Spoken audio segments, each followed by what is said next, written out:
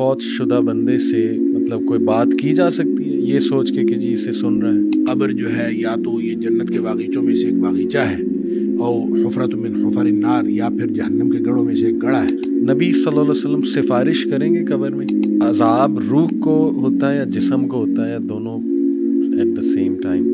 ہر شخص کو اپنی اپنی پڑی ہوگی، باپ بیٹا سب رشتے ختم۔ خدا کا کانسیپٹ یہ ہمارے اندر انگرینڈ ہے، نیچرل ہے، تو جو چیزیں سمجھ میں نہیں آتی اس کا انکار کیوں کرتے ہیں؟ اگر خواب دیکھتا ہے کسی مرے ہوئے شخص کو تو کیا وہ برزخ میں جا کے روح ملاقات کر رہی ہوتی ہے؟ جو عالم برزخ کا عذاب ہے اس کے مقابلے میں جو عالم آخرت کا عذاب ہے وہ بہت بڑا ہے۔ جیسے سبز چادر بچھا دینا قبر میں، یا کلمہ لکھا ہوتا ہے وہ پورا رول کر کے، اور جو معافی مانگے بغیر یا عشاء کی نماز پڑھے بغیر جو سو جاتا ہے اس طرح سے، تو یہ تو میں سمجھتا ہوں دنیا کائنات کا سب سے بڑا رسک ہے۔ بسم اللہ الرحمن الرحیم، الحمدللہ والصلاۃ والسلام علی رسول اللہ وعلی آلہ وصحبہ اجمعین۔ السلام علیکم ورحمۃ اللہ وبرکاتہ۔ الحمدللہ ہمیشہ کی طرح جیسے کہ آپ کو پتہ ہے کہ بہت انٹرسٹنگ ٹاپکس پہ میں شیخ کے ساتھ جو ہے وہ مختلف پوڈ کاسٹ کیے ہیں، تو ایک اور بہت انٹرسٹنگ ٹاپک جس میں بہت سے سوالات ہیں لوگوں کے، وہ ہے کہ برزخ کیا ہے، برزخ کی دنیا، روح کیا ہے، روح کا سفر، موت کے بعد کیا ہوتا ہے، قبر کا عذاب ہے کہ قرآن سے ثابت نہیں ہے، حدیث میں آتا ہے، اس کی کیا وجہ ہے، وغیرہ وغیرہ۔ تو لوگوں کے بہت سے سوالات ہوتے ہیں، تو ہو بیٹر دین ڈاکٹر صاحب؟ الحمدللہ ڈاکٹر صاحب اللہ کے لیے ہم سے محبت کرتے ہیں اور ہمیں ٹائم دے دیتے ہیں، ان کا بڑا شکریہ۔ السلام علیکم ورحمۃ اللہ وبرکاتہ۔ وعلیکم السلام ورحمۃ اللہ۔ شیخ کیسے ہیں آپ؟ خیریت سے؟ اللہ کا شکر الحمدللہ۔ ماشاءاللہ شیخ، بڑی آپ کی زبردست سرگرمیاں جاری ہیں، تو اللہ تعالیٰ آپ سے قبول بھی فرمائے، آپ کے علم میں عمل میں اضافہ کرے، لوگ بہت مستفید ہوتے ہیں ماشاءاللہ ان پوڈ کاسٹ سے۔ تو شیخ آج کا ماشاءاللہ جو ٹاپک ہے، جیسے میں نے بتایا کہ لوگوں کے سوالات اس پہ بہت زیادہ ہوتے ہیں، تو برزخ کا قرآن میں بھی ذکر ہے، حدیث میں بھی ذکر ہے، پھر علیین سجین کا بھی ذکر ہے، تو انشاءاللہ یہ کہ ہم ان سارے موضوعات پہ میں کچھ سوالات آپ سے کرنا چاہوں گا، لیکن سب سے پہلا سوال وہ روح کے بارے میں آپ سے کرنا چاہوں گا کہ کیا روح اور نفس سیم چیز ہے، اور روح کی نیچر کیا ہے، اور کیا اس پہ زیادہ بات کرنا ممنوع ہے کہ روح ایگزیکٹلی ہے کیا؟ بسم اللہ الرحمن الرحیم۔ دیکھیں، روح کے بارے میں جو اللہ کریم نے قرآن حکیم کے اندر ایک بات ارشاد فرمائی، اس سے لگتا ہے کہ عام طور پہ لوگوں نے سمجھا کہ اس کے بارے میں زیادہ علم نہیں دیا گیا، اور اس کے بارے میں زیادہ گفتگو بھی نہیں کی جانی چاہیے، کیونکہ وہاں پہ بھی یہ سوال ہے، یسألونک عن الروح، کہ آپ سے روح کے بارے میں سوال کرتے ہیں، اور آپ ان کو فرما دیجیے کہ وما اوتیتم من العلم الا قلیلا، کہ آپ کو بہت تھوڑا علم دیا گیا ہے۔ ٹھیک ہے۔ اگرچہ اس کے بارے میں شاہ ولی اللہ علیہ الرحمہ اور مختلف مفسرین کا یہ خیال ہے کہ یہ جو کہا گیا ہے قرآن میں کہ وما اوتیتم من العلم الا قلیلا، کہ تمہیں بہت تھوڑا علم دیا گیا ہے، یہ جواب دیا گیا تھا بنی اسرائیل کو کہ تمہیں علم تھوڑا دیا گیا ہے۔ اچھا یہ امت مسلمہ کے لیے یہ نہیں ہے۔ ٹھیک ہے۔ اسی وجہ سے پھر جو شاہ ولی اللہ علیہ الرحمہ ہیں انہوں نے روح کے اوپر کافی گفتگو کی ہے، اور پھر امام غزالی نے اس کے اوپر کتاب الروح جو ہے، اور یہ مختلف ائمہ نے جو اس کے اوپر بات کی ہے وہ اسی بنیاد پر کی ہے کہ روح کے بارے میں ان کو تھوڑا علم دیا گیا تو ہمیں تو دیا گیا ہے۔ ٹھیک ہے۔ لہٰذا روح کی قسمیں کی ہیں، روح کے اندر جتنی یعنی اس کی جو مختلف حصے کیے ہیں، اور ان حصوں کی مختلف خصوصیات بیان کی ہیں۔ اس کے اندر ملکیت ہوتی ہے، اس کے اندر بہیمیت ہوتی ہے، مختلف قسم کی چیزیں۔ کہنے کی بات یہ ہے کہ روح دراصل ایک ایسا آسمانی نقطہ ہے، یعنی شاہ ولی اللہ علیہ الرحمہ نے جو بات کی ہے وہ کہتے ہیں روح دو قسم کی ہوتی ہے، ایک روح جسمانی ہوتی ہے جو جسم کے اعضاء کے آپس میں ملنے کے ساتھ اس کا تعلق ہوتا ہے، ایک روحانی اور آسمانی روح ہوتی ہے۔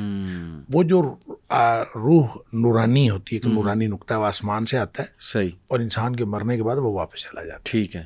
لہٰذا وہ تو روح کو دو حصوں میں تقسیم کر کے وہ تو بے فکر ہو جاتے ہیں، وہ کہتے ہیں کہ بس ایک روح آسمان سے آتی ہے، ایک روح جو ہے وہ جسم کے اندر موجود ہوتی ہے، تو روح جسمانی اور چیز ہے اور وہ اور چیز ہے۔ لیکن جب ہم اس کو اپنے سمجھنے کے لیے جو آپ نے کہا کہ سوالات مختلف ہوتے ہیں، اس میں روح بھی ہے، نفس کا ایک لفظ استعمال ہوتا ہے، اسی طرح ایک لفظ استعمال ہوتا ہے قلب کا، اسی طرح ایک لفظ استعمال ہوتا ہے فؤاد کا، یہ مختلف الفاظ ہیں۔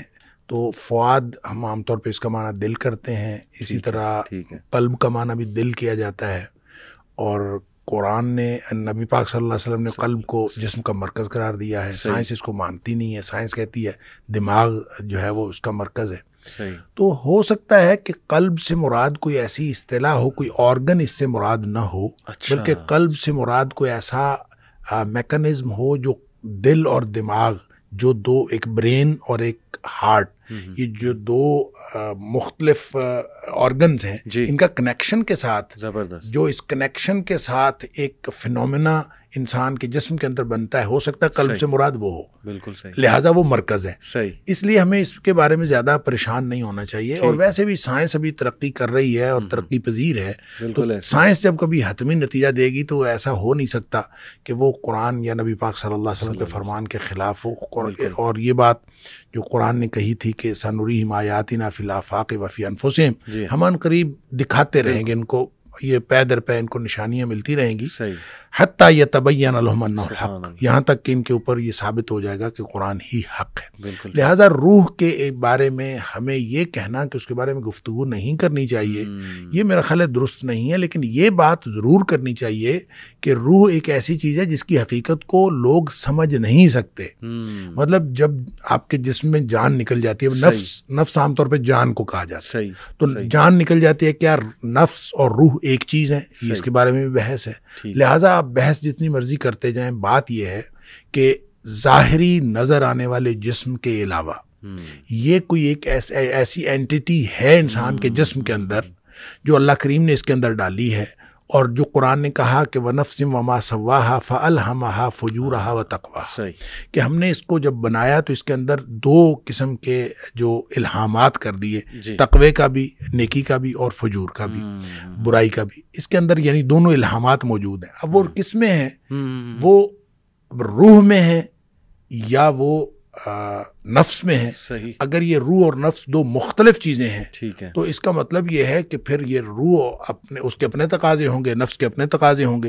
تو ایسا نہیں ہے. میرا خیال ہے یہ ایک ہی چیز ہے، ایک اینٹیٹی کے مختلف نام ہے یا مختلف قسم کی اس کی فنکشننگ ہے جس کی وجہ سے اس کے مختلف جگہ پہ مختلف نام ہے.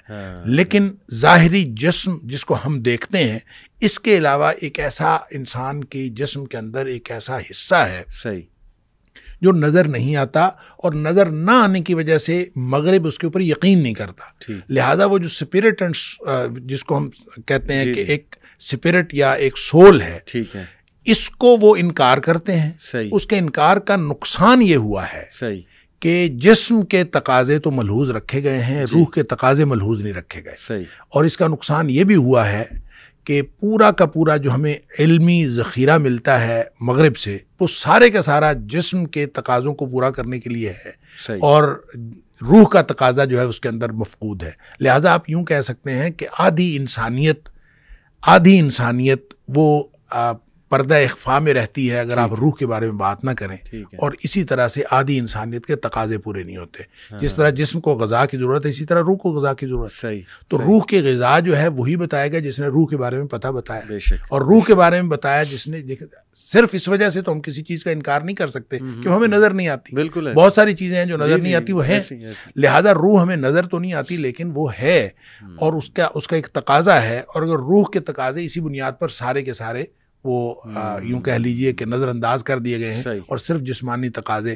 اور وہ جو اقبال نے کہا تھا کہ شاخ نازک پہ جو آشیانہ بنے گا ناپائیدار ہوگا، تو وہ جو شاخ نازک ہے وہ ہے ہی صرف یہ کہ جسمانی مقاصد سامنے ہیں اور روحانی مقاصد موجود نہیں ہیں.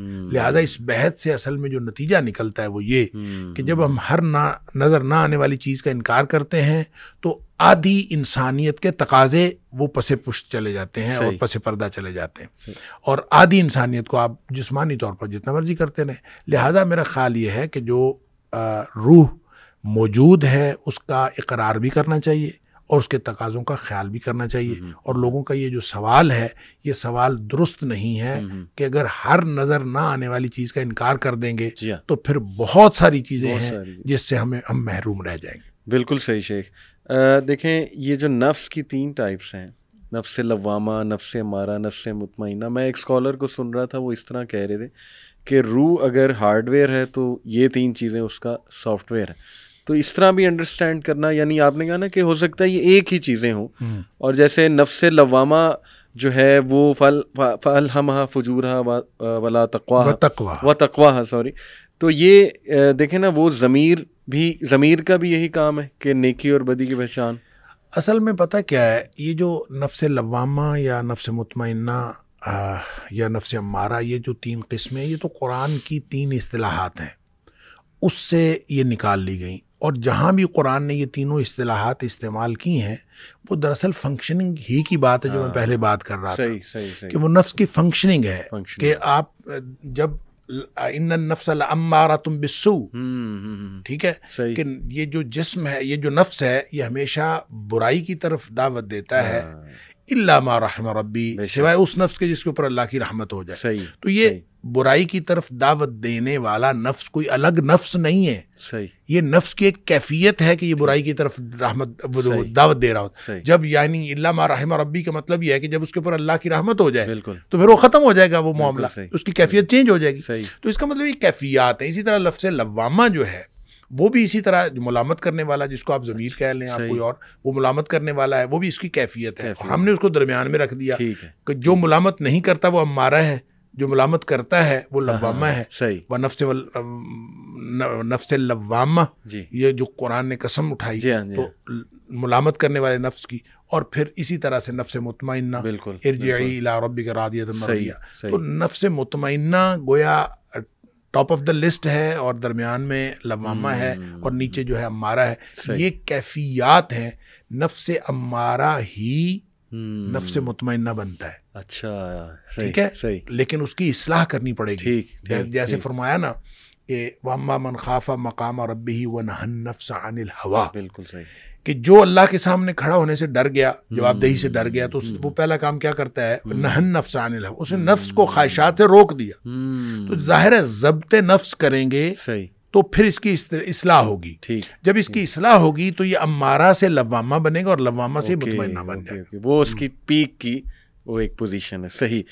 آپ نے بڑی انٹرسٹنگ بات کی کہ یہ جو قلب ہے, مے بی یہ برین اور ہارٹ کے درمیان جو ایک کنیکشن ہے.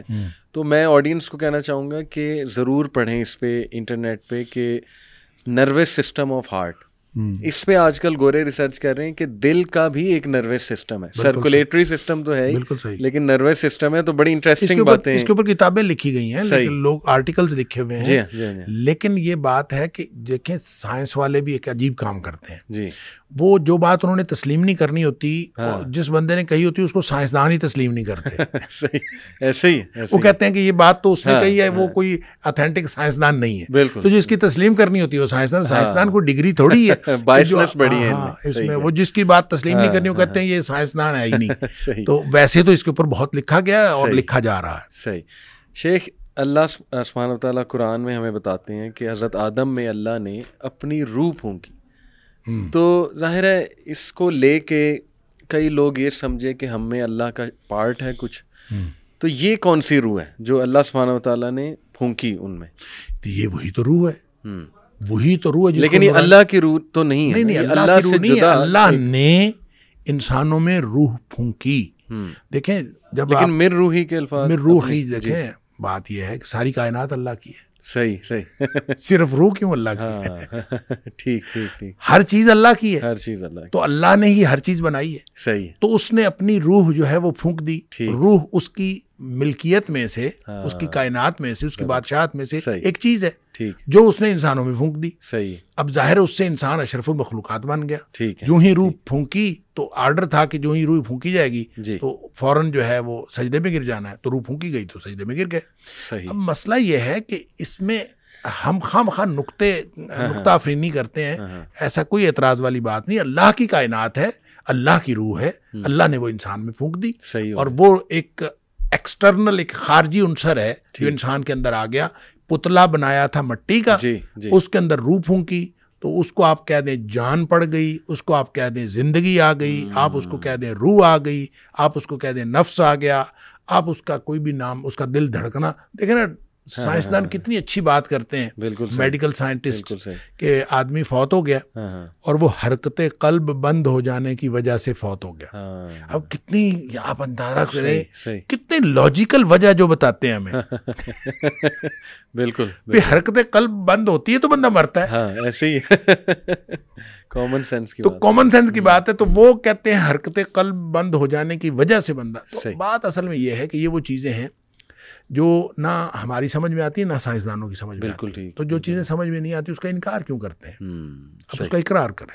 کیوں؟ جب ہمارے لیے تو اللہ کا شکر ہے، ہم اللہ کا شکر کریں کہ ہم وابستہ ہیں وحی الہی سے. صحیح. ہمارے پاس جواب ہے، ہمیں وہاں سے بتا دیا گیا ہے. ہمیں وحی الہی نے جو بات بتا دی، نظر آتی ہے نہیں نظر آتی، ہمارا اس کے اوپر ایمان ہے. تو اس لیے ہم کہتے ہیں کہ ایمان اتنی بڑی نعمت ہے کہ جس کو مل جائے اس سے بڑی اور نعمت کوئی نہیں ہے. تو ان کے لیے بھی کوشش کرنی چاہیے اور ان کو بھی کوشش کرنی چاہیے کہ وحی الہی کے ساتھ جڑ کے دیکھ لیں، ہو سکتا ہے ان سارے سوالوں کا جواب مل جائے. صحیح. میں ایک انٹرسٹنگ بات شیخ آپ سے شیئر کرتا ہوں اور آڈینس سے بھی، کہ یہ ہم سنتے ہیں نا الست کا جو پیکٹ تھا کہ اللہ سبحانہ و تعالیٰ نے تمام آدم علیہ السلام کے بچوں سے پیکٹ لیا تھا کہ کیا میں تمہارا رب ہوں. تو ایک 1990 کی دہائی میں یونیورسٹی آف کیلیفورنیا میں ریسرچ ہوئی، نان مسلم، اس کو جو لیڈ کر رہا تھا ریسرچ کو وہ ہندو نیورو سائنٹسٹ تھا. انہوں نے دیکھا یہ کہ ایپیلیپسی کے جو پیشنٹس ہیں، مرگی کا دورہ جنہیں پڑتا ہے، ان کے برین یہاں پہ فرنٹل لوب پہ سامنے پروبز لگائے، اور پروبز لگا کے پھر ظاہر ہے انہوں نے ان کے برین کو وہ اسٹڈی کیا، ایم آر آئی اسکین یا جو بھی وہ کرتے ہیں پروسیجر ہوتا ہے. تو انہوں نے نوٹ کیا کہ جب وہ لوگ ان کو ہوش آیا ایک دم سے تو وہ بہت اسپرچول فیل کر رہے تھے، اور ان کا یہ فرنٹل لوب جو تھا نا، جب اس کو ایکٹیو کیا گیا پروبز کے ذریعے، ذرا اس کو ایکٹیویٹی دی گئی تو وہ اللہ کی باتیں کرنے لگ گئے، گاڈ کی باتیں کرنے لگ گئے، اور وہ بہت زیادہ ایسی باتیں جو روحانیت سے جن کا بہت تعلق ہے. تو انہوں نے ثابت کیا اس ریسرچ ٹیم نے کہ خدا کا کنسیپٹ یہ ہمارے اندر انگرینڈ ہے، نیچرل ہے، نیچرل فطرت میں ہے، انسٹنکٹ ہے ہمارا. اور فرنٹل لوب جو دماغ کا سب سے ذہین حصہ ہے وہ اس کے لیے رسپانسبل ہے. تو یہ میں نے کہا ایک شیئر کروں جو آپ بات کہہ رہے ہیں، دیکھیں بالکل ٹوٹلی اس سے بھی یہ چیز میچ ہو رہی ہے. شیخ، حضرت جبرائیل کو بھی اللہ نے روح کہا ہے، تو اس کو کیسے سمجھیں گے؟ وہ تو صرف آپ یوں کہہ لیجئے کہ جبریل علیہ السلام کا ایک نام ہے، ٹھیک ہے، روح الامین. اچھا. تو ان کو جب روح کہا ہے تو یہ صرف ان کا نام رکھا ہے. دیکھیں فرشتہ جو ہے وہ ویسے تو ایک نورانی مخلوق ہے، تو اگر ان کو روح کہا جائے کہ وہ اس قبیل کی چیز ہے تو بھی بات ٹھیک ہے، ٹھیک ہے، کوئی سی قبیل کی چیز ہے، ٹھیک ہے. اور لیکن اگر اس کو قرآن نے روح الامین کہا، اور جہاں بھی قرآن نے روح کا ذکر کیا اس طرح سے کہ اس کو ایک پرسنالٹی کے طور پر، تو اس سے مراد جبریل امین ہے. لہٰذا وہاں آپ روح اس کا ترجمہ یہ نہیں کر سکتے کہ ارواح ہے. صحیح. تو وہ قرآن نے جب اسپیسیفکلی جبریل علیہ السلام کے لیے ایک نام لفظ استعمال کر دیا، ٹھیک ہے. تو اب بات یہ ہے کہ اگر وہ عالم ارواح کی قسم سے ہیں، صحیح، تو فرشتے نورانی مخلوق ہیں، روح نورانی نقطہ ہے، وہ ایکسٹرنل وجود ہے، وہ انسان کے اندر انگرینڈ کیا گیا ہے. صحیح ہے. تو اس طرح بھی ٹھیک ہے. ٹھیک ہے. اور اگر صرف کہیں کہ جبریل علیہ السلام کا نام ہے تو بھی ٹھیک ہے. بالکل ٹھیک، بالکل ٹھیک، زبردست. اچھا، یہ میں آپ کو بتاؤں کہ اب سائنس اس کا تو انکار کرتی ہے جی کہ سول نہیں ہے، اس کی کوئی ہمارے پاس اوتھینٹک وہ نہیں ہے، ایویڈنس نہیں ہے.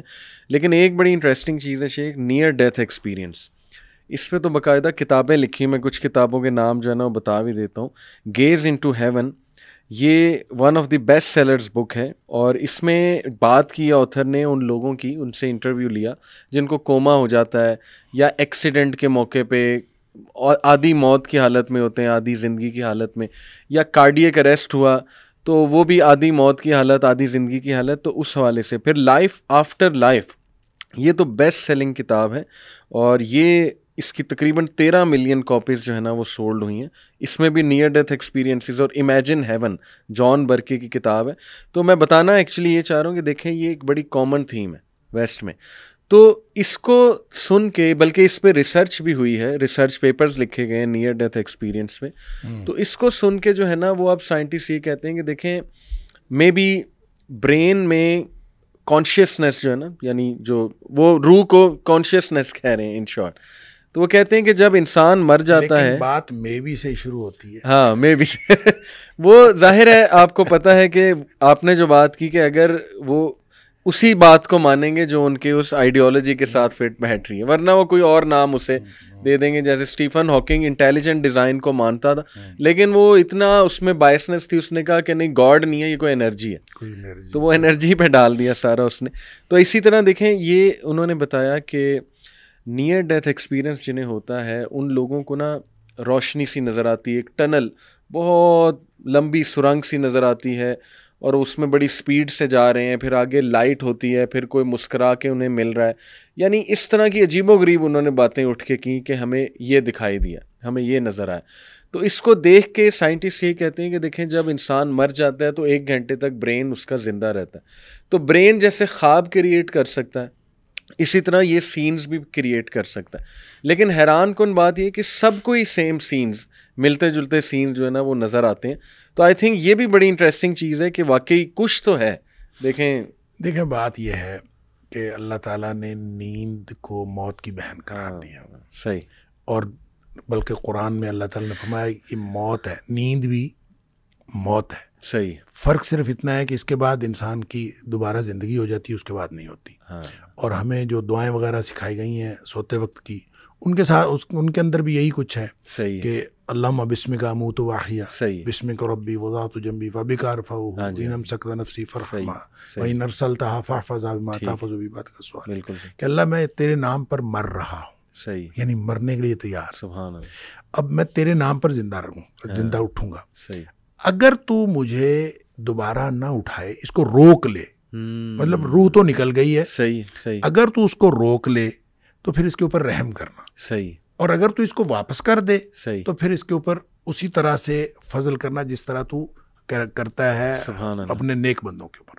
اب یہ دیکھیں یہ بالکل کلیئر کٹ ہے کہ یہ موت بھی جو ہے, یہ نیند جو ہے یہ بھی موت. پھر اس کے درمیان میں ایک ہے بے ہوشی. صحیح. صحیح. کہ آپ سینس لیس ہو جاتے ہیں کسی وجہ سے. اچھا نیند کے خواب تو آپ سب نے, ہم سب نے ایکسپیرینس کیے ہیں. یہ بے ہوشی والے خواب کبھی ایکسپیرینس نہیں ہوتا عام طور پر. مجھے ایک دفعہ یہ ایکسپیرینس ہوا خود. اچھا.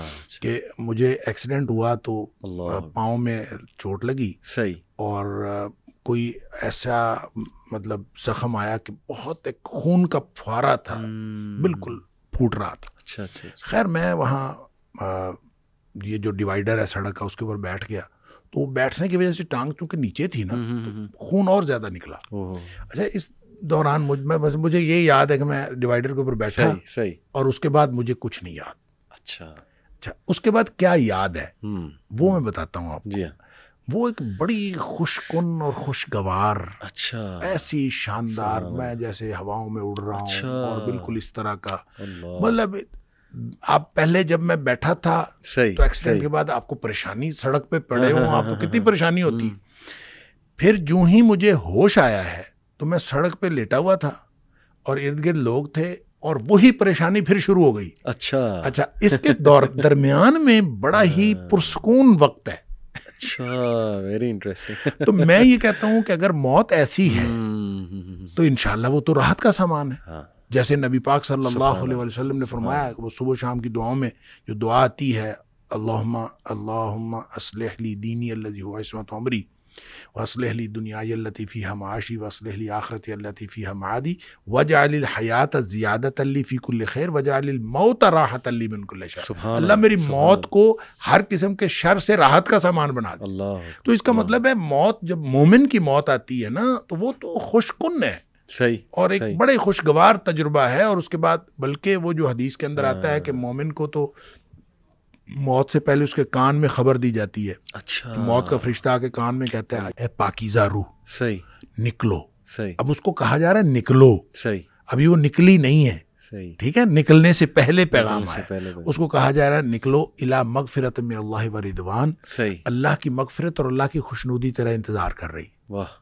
اب اندازہ کریں کہ جس کو دنیا میں پڑے ہوئے یہ خبر ملے, کیا بات, کہ اللہ کی خوشنودی اور اللہ کی مغفرت میرا انتظار کر رہی ہے. جی. تو اب اس کا مطلب یہ ہے کہ وہ تو فوراً نکلے گا. اللہ. بھاگے گا. بالکل. تو یہی فرمایا کہ اس کی پھر روح یوں نکلتی ہے, فتخرج تسیل, یوں بہاؤ کی صورت میں فوراً بہتے ہوئے نکلتی ہے, کما تخرج القطرۃ من فی السقا, جس طرح سے مشک پانی کی بھری ہوئی ہو اور اس میں سے اس کا بند کھول دیا جائے تو فوراً پانی نکل جاتا ہے. صحیح. اب یہ مشک کی یعنی آپ بوتل پانی کی بھری ہوئی ہے نا, اس کو آپ الٹ دیں تو فوراً پانی نہیں نکلتا. اس کو کھول کے آپ الٹ دیں تو فوراً تو پانی نہیں نکلتا. بالکل صحیح. مشک جو ہے پانی کی, وہ چمڑے کی مشک ہوتی ہے, اس کا دھانا اور اس کا پیٹ برابر ہوتا ہے. جی جی جی جی. اور اس کو اگر باندھا ہوا ہو جی تو اس کو کھولتے ہیں تو وہ فوراً نکل جاتا ہے, کیونکہ اس کا دھانا اور پیٹ برابر ہوتا ہے. صحیح صحیح صحیح. لہٰذا یہ مثال یہ بتاتی ہے کہ جب مومن کی موت آتی ہے تو انتہائی خوشگوار مرحلہ اس کے اوپر آتا ہے.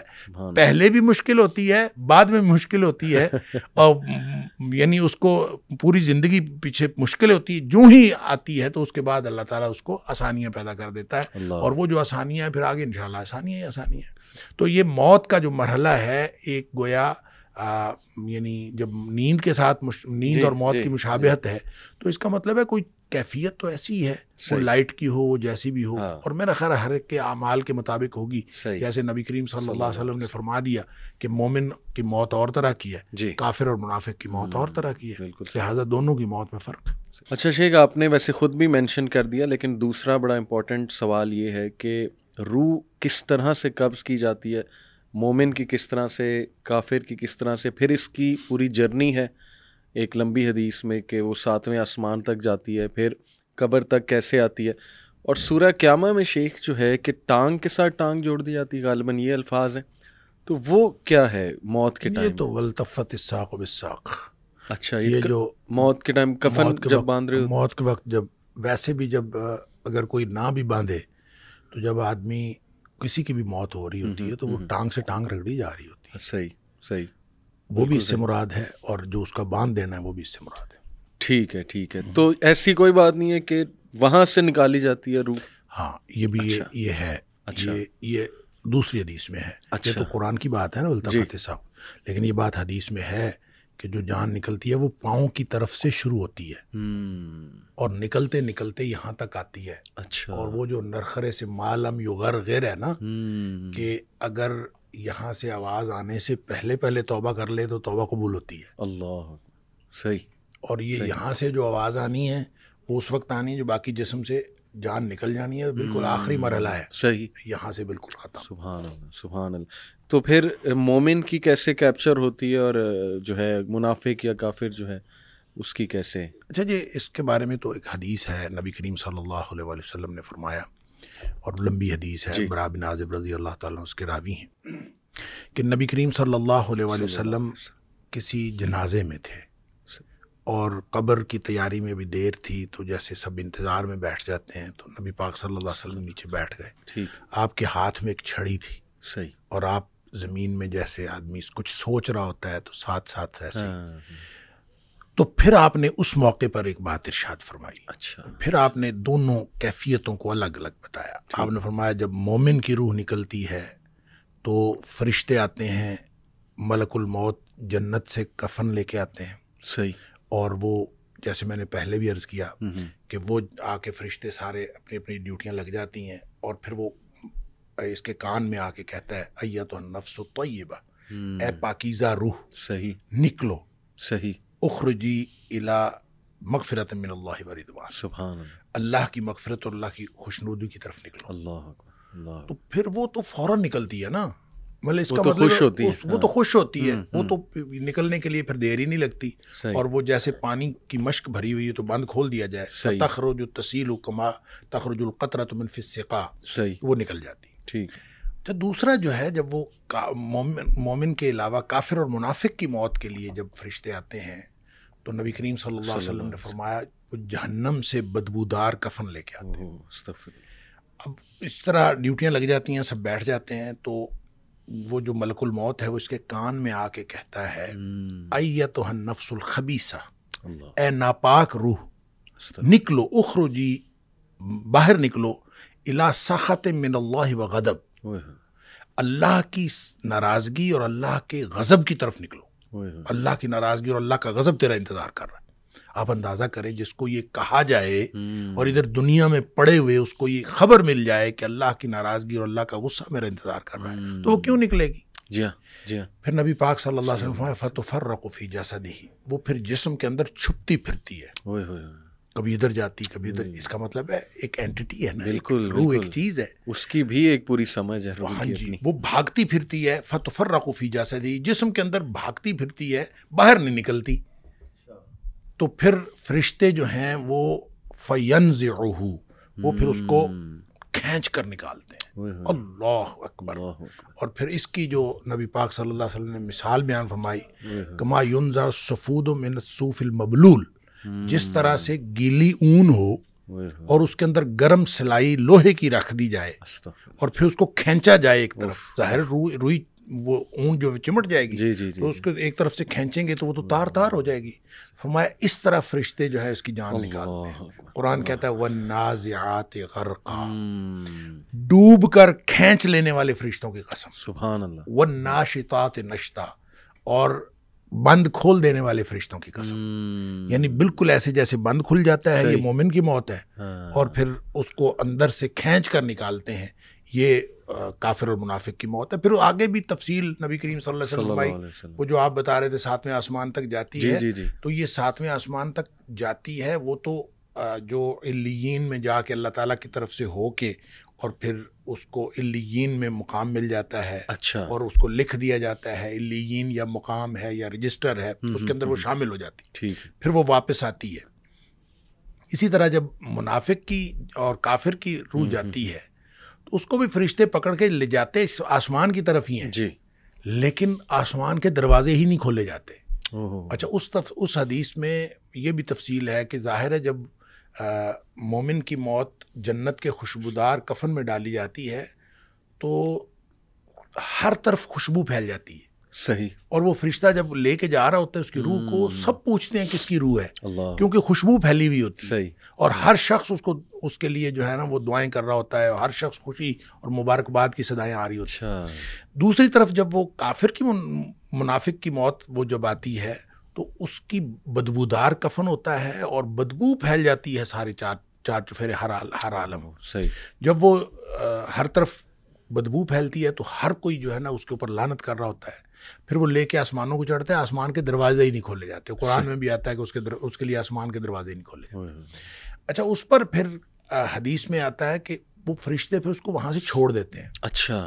وہ پھر گرتی ہے نیچے، یعنی جو جہنم ہے وہ پستی کا استعارہ ہے. صحیح. اور جنت جو ہے وہ اونچائی کا اور بلندی کا.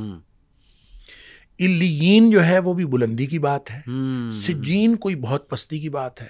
جب فرشتے اس کو لے کے جاتے ہیں اور آسمان کے دروازے نہیں کھلتے تو وہ چھوڑ دیا جاتا ہے اس کو. صحیح. اور وہ پھر گرتی ہے نیچے، گہرائیوں میں کہاں جاتی ہے اللہ کو معلوم ہے. اور لیکن اس کو قرآن نے بھی کہا سجین. صحیح. اور نبی کریم صلی اللہ علیہ وسلم فرمایا وہ سجین میں چلی جاتی ہے، یعنی سجین میں اس کا اندراج ہو جاتا ہے کہ یہ سجین میں. ٹھیک ہے. اس کے بعد اس کو کچھ دیر کے لیے واپس لایا جاتا ہے اور پھر وہ قبر کے اندر تدفین جب ہوتی ہے تو پھر اس کے بعد وہ جو سوالات ہیں جو قبر والے ہیں، پھر اس کے بعد قبر کے اندر مومن کی جو کے لیے تو ہر طرف کھل جاتی ہے قبر، تا حد نگاہ کھول دی جاتی ہے. اور جیسے نبی کریم صلی اللہ علیہ وسلم کہ قبر جو ہے یا تو یہ جنت کے باغیچوں میں سے ایک باغیچہ ہے، اور حفرت من حفر النار، یا پھر جہنم کے گڑھوں میں سے ایک گڑھا ہے. تو وہ پھر جس کے لیے مومن کے لیے وہ جنت کا باغیچہ بن جاتا ہے، اور اس کے لیے اور پھر وہ اس وقت تک سویا رہتا ہے جس وقت تک آخرت قائم نہیں ہو جاتی. بالکل ٹھیک. شیخ، یہ علیین اور سجین یہ فزیکل پلیسز ہیں یا یہ رجسٹرز جیسے آپ نے کہا کہ دیکھیں دونوں باتیں ممکن ہیں. اچھا. اس لیے کہ اس کو علیین میں درج کیا جاتا ہے، اس کو علیین میں ڈال دیا جاتا ہے، علیین میں شامل کر دیا جاتا ہے. ان سب کا ایک ہی مطلب ہو سکتا ہے. وہ فزیکل پلیس بھی ہو سکتی ہے. ٹھیک ہے. لیکن اگر وہ فزیکل پلیس ہو تو اس میں ایک بات سمجھنے کی ہے کہ اگر وہ فزیکل پلیس ہے تو وہاں جانے کے بعد پھر واپس تو نہیں نہ آنا. جنت ایک ایسی جگہ ہے صحیح کہ اس میں داخل ہونے کے بعد اس سے نکلنا نہیں ہے. ٹھیک ہے. یہ جنت کی خصوصیات میں سے خصوصیت ہے صحیح کہ جو جنت میں ایک دفعہ داخل ہو گئے وہ واپس نہیں نکلے گا. ٹھیک. اور اگر علیین جنت کا حصہ ہے تو اس میں داخل ہونے کے بعد کوئی باہر نہیں نکل سکتا. اور چونکہ حدیث میں الفاظ ہیں کہ وہ پھر آتی ہے واپس روح، تو اس کا مطلب یہ ہے کہ علیین کوئی جنتیوں کا رجسٹر ہے، ٹھیک ہے، کوئی ان کی انرولمنٹ کی کوئی بات ہے، صحیح، اور وہ انرولمنٹ ہو جاتی ہے، ٹھیک ہے۔ اسی طرح سجین جو ہے وہ کوئی جہنمیوں کی انرولمنٹ کی بات ہے، اور انرولمنٹ وہاں پہ ہو جاتی ہے، ٹھیک ہے۔ رہ گئی اس کے بعد انہوں نے کہاں رہنا ہے، تو عالم برزخ میں وہ تو قبر ہی ہے، قبر ہی برزخ ہے، اور قبر میں یا یہ جنت کے باغیچوں میں سے باغیچہ ہے یا جہنم کے گڑھوں میں سے گڑھا ہے، گویا جس طرح کی اس کی آخرت ہے اسی کی مناسبت سے یہ آخرت کا دیباچہ جو برزخ ہے یہ بھی اسی طرح سے چلتا ہے۔ جن کو آگے جنت ملنی ہے ان کے لیے آرام ہے برزخ میں، اور جن کو جنت نہیں ملنی اللہ تعالیٰ معاف فرمائے ان کے لیے یہاں بھی اسی طرح کا عذاب ہے۔ بالکل۔ تو یہ جو کہا جاتا ہے کہ حدیث ہے، بلکہ صحیح حدیث، کہ شہداء کی روح پرندوں کے جسموں میں ہیں اور وہ جنت کے باغوں میں جا کے جو ہے نا درخت سے پھل کھاتی ہیں، وہ بھی یہ برزخ میں ہے؟ Of course. اچھا۔ اس کی وجہ یہ ہے کہ دیکھیں اصل میں جو برزخ ہے نا یہ آخرت اور دنیا کے درمیان ایک پردہ ہے، ٹھیک ہے۔ کتنا لمبا پردہ ہے، ظاہر ہے جب تک حشر قائم نہیں ہوتا تب تک کا یہ پردہ ہے، ٹھیک ہے۔ تو یہ چند 100 سال ہو یا چند 1000 سال ہو تو اللہ کو معلوم ہے، صحیح۔ تو آپ کا کیا خیال ہے کہ چند 100 سال یا چند 1000 سال جو جنتی روح ہے وہ کیا قبر کی مٹی کے نیچے رہے گی؟ صحیح صحیح، ایسے تو نہیں ممکن نا۔ تو جنتی روح کو جنت کا سا ویٹنگ روم ملے گا نا، ٹھیک ہے، تو وہ جنت کا سا جو ویٹنگ روم ہوگا وہ جنت ہوگی، سبحان اللہ، یعنی ایک ویٹنگ روم، ہاں، اور وہ جنت ہوگی، اور وہ ہر طرف جب تا حد نگاہ قبر کھل گئی تو وہ جنت ہے۔ یعنی اس کو ہم یہ کیسے کہہ سکتے ہیں کہ وہ جنت نہیں ہے؟ گویا برزخ ہی ہوگا، لیکن برزخ میں اس کے حالات جو ہیں وہ جنت والے ہوں گے، صحیح۔ دوسری بات یہ ہے کہ اس کو آپ ایک اور اینگل سے بھی دیکھنے کی ضرورت ہے ان ساری باتوں کو، کہ دیکھیں انسان یہاں سے فوت ہوتا ہے اور مرنے کے بعد پھر قبر میں جاتا ہے، قبر سے نکلے گا حشر میں جائے گا، حشر سے نکلے گا اور پھر یہ یعنی پل صراط سے بھی گزرنا ہے، جہنم کو بھی دیکھنا ہے، اور پھر اللہ کرے جنت میں، جنت اور جہنم کا فیصلہ، اللہ تعالیٰ ہم سب کو جنت الفردوس عطا فرمائے۔ یہ ایک لمبا سفر ہے، صحیح ہے، صحیح۔ اس میں برزخ ایک بڑی لمبی زندگی ہے، پھر اس کے بعد آخرت میں کا پہلا دن جو ہے قیامت والا دن 50,000 سال کا دن ہے، سبحان اللہ۔ اب وہ دیکھیں کتنا لمبا دن ہے، بڑا لمبا عرصہ ہے یہ سارا، صحیح۔ مومن کے لیے یہ اتنا لمبا نہیں ہوگا، ٹھیک ٹھیک۔ اب دیکھیں وہ سارا سکویز کر دیا جائے گا، صحیح، اور وہ اس کے لیے تو وہ تو ایسے ہے جیسے عصر سے لے کے مغرب تک کا وہ وقت ملتا ہے، اس کو فوراً گزر جائے۔ اس کا مطلب یہ سارے مراحل آنے ہیں، لیکن مومن کے لیے تکلیف دہ نہیں ہوں گے، صحیح۔ یعنی کوئی بھی مرحلہ ہوگا تکلیف دہ نہیں ہوگا۔ جب جیسے قیامت کی بات کی قرآن نے، یوم یفر المرء من اخیہ و امہ و ابیہ و صاحبتہ و بنیہ لکل امرئ منہم یومئذ شأن یغنیہ، ہر شخص کو اپنی اپنی پڑی ہوگی، باپ بیٹا سب رشتے ختم، صحیح۔